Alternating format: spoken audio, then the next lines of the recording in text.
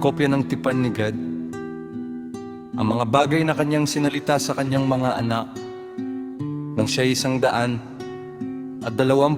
taong gulang, na sinasabi sa kanila, Makinig kayo, aking mga anak.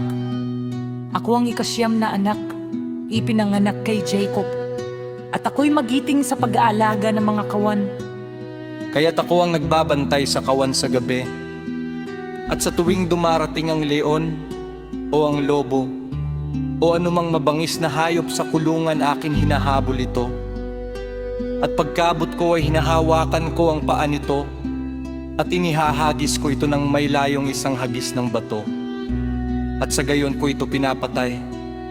Si Jose na aking kapatid ay nagpapastol na kasama namin ng mahigit 30 araw, at dahil siya'y bata pa, siya'y nagkasakit dahil sa init. Siya'y bumalik sa Hebron sa aming ama, at siya'y pinahiga ng aming ama sa kanyang tabi, sapagkat siya'y lubos niyang minamahal. At sinabi ni Jose sa aming ama na ang mga anak ni Zilpa at Bilha ay pumapatay ng pinakamabubuti sa kawan, at kinakain ng mga ito laban sa kahatulan ni Ruben at Juda. Sapagkat nakita niya na ako'y nagligtas ng 1 kordero mula sa bibig ng 1 oso, at pinatay ko ang oso, ngunit ang kordero ay aking pinatay. Sapagkat nagdalamhati ako dahil hindi na ito mabubuhay, at aming ito'y kinain.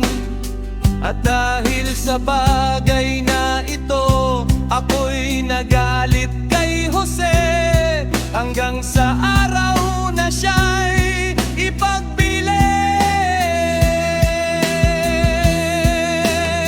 At ang espiritu ng pagkapuot ay nasa akin, at ayaw kong marinig si Jose sa pamamagitan ng aking mga tainga, o makita siya ng aking mga mata, sapagkat sinasaway niya kami sa aming mga mukha, na sinasabing kami ay kumakain ng kawan, na wala si Juda. Sapagkat anumang bagay na kanyang sinabi sa aming ama, siya'y pinaniniwalaan niya. Ipinahayag ko ngayon ang aking kasalanan, aking mga anak, na ako'y madalas nagnais na siya'y patayin, sapagkat siya'y kinapututan ko mula sa aking puso. At lalo ko siyang kinaputan dahil sa kanyang mga panaginip, at aking ninais na siya'y lumayas mula sa lupain ng mga buhay, gaya ng pagdila ng baka sa damo.